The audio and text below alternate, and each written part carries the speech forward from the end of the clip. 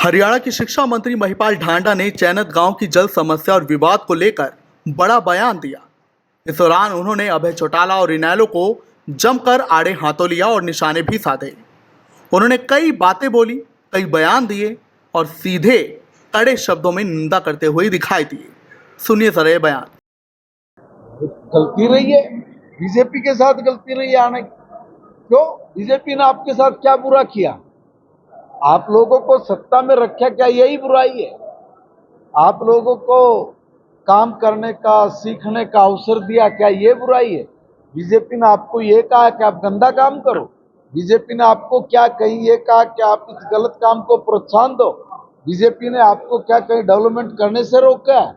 BJP के अंदर रह के काम करने की सीख समझ आपकी बड़ी है। ईमानदारी से काम कैसे करना चाहिए, इसके लिए आपको एक, मैं कहूँगा, पूरा विश्वविद्यालय मिला है। आप लोग कह रहे कि जी मैंने गलती करी। गलती क्या करी? कौन सी गलती करी? मतलब क्या गलत किया बीजेपी ने? बताए ना फिर सबके सामने कि भाई बीजेपी ये मेरे से गलत करा रही थी, इसलिए मैं तो वो नहीं कर सकता। इतनी भी डोट माफिक भी कोई कमी तो निकाल के बताए। सिर्फ सत्ता कैसे लेनी है, लोगों को कैसे बरगलाना है, इस तरह की बात करना ये डरे हुए लोगों का काम होता है, कायर लोगों का काम होता है। हम भी तो बोल रहे हैं ना, हम भी बीजेपी में हैं। हम कह रहे हैं ना, बताइए ना क्या गलत काम किया है, क्यों डर रहे हो? बीजेपी के साथ गए तो इसलिए बस एक कमाल की बात है, तुम्हारे पूरे परिवार ने बीजेपी के साथ मिलकर सरकारें बनाई हैं। भाई पहले भी राजनीतिक रोटियां सेकने के लिए वो अपना टेंट वहां गाड़ने का प्रयास कर रहे हैं। हमें उससे कोई उम्मीद भी नहीं कर सकते। उनसे क्या उम्मीद करें? देखिए भाई, गांव को पीने का पानी देना ये हमारी प्राथमिकता है। पानी दे रहे हैं, ये नहीं कि नहीं दे रहे।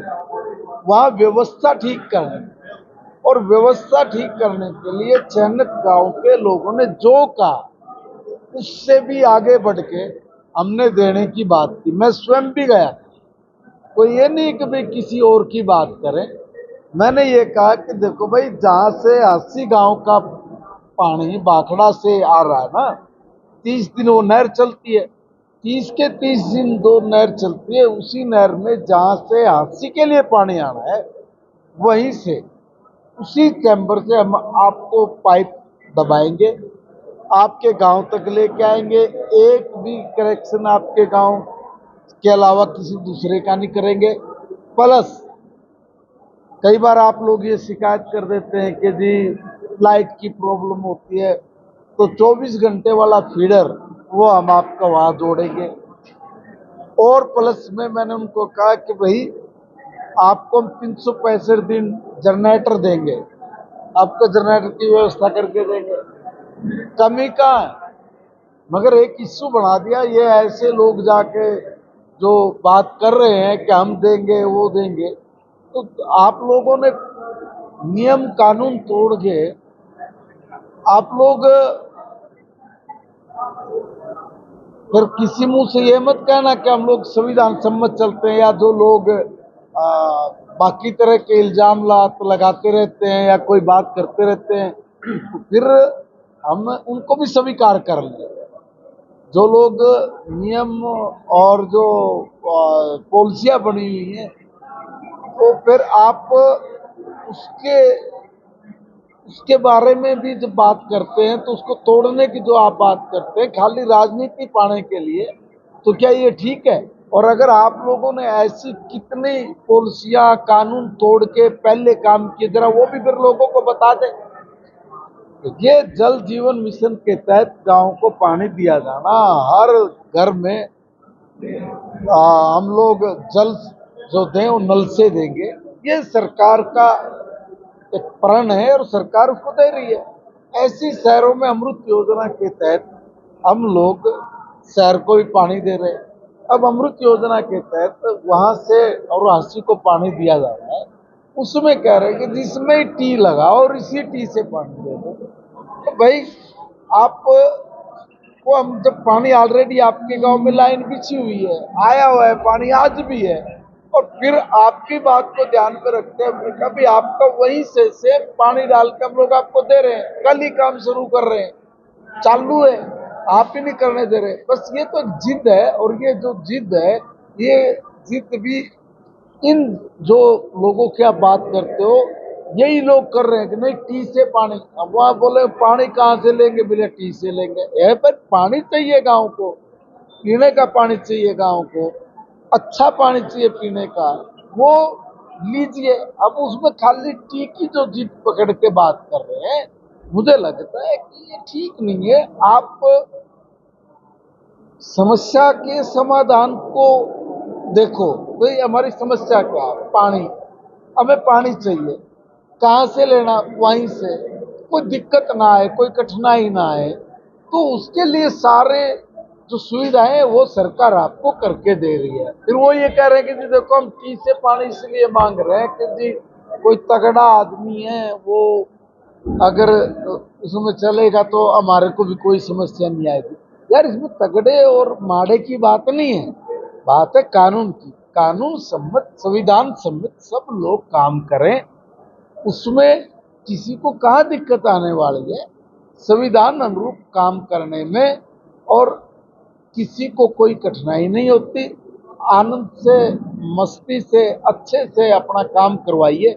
और जब आपको स्पेशल पीने के पानी की पाइपलाइन दी जा रही है, आपके लिए 125 करोड़ लीटर पानी का 1.25 करोड़ यानी 1.25 करोड़ लीटर पानी का भी टैंक वाटर प्रूफ बिल्कुल नीचे से, क्योंकि सेम की वहाँ प्रॉब्लम आई थी तो आसपास के गांव में बड़ी दिक्कत थी, तो मुख्यमंत्री जी ने खाली एक चैनल गांव के लिए नहीं, 450 इस प्रकार की जो टंकियां हैं, जो डिगियां हैं, जिनमें नीचे से पानी निकल के आया था, तो उन सब के लिए एक मुश्त बजट जारी किया और कहा कि बाकी चीजें तो बाद में हो सकती है, पीने के पानी की जो व्यवस्था है वो दुरुस्त करके देनी ये सरकार की पहली प्रायोरिटी है।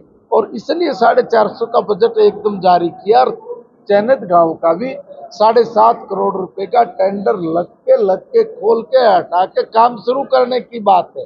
जब वो कहेंगे हम तो सभी काम शुरू कर देंगे। मगर ये जो लोग राजनीतिक रोटियां सेक रहे हैं, मैं उनसे आग्रह करता हूं, उनको मेरा ये कहना है कि देखिए, अगर आप लोग ही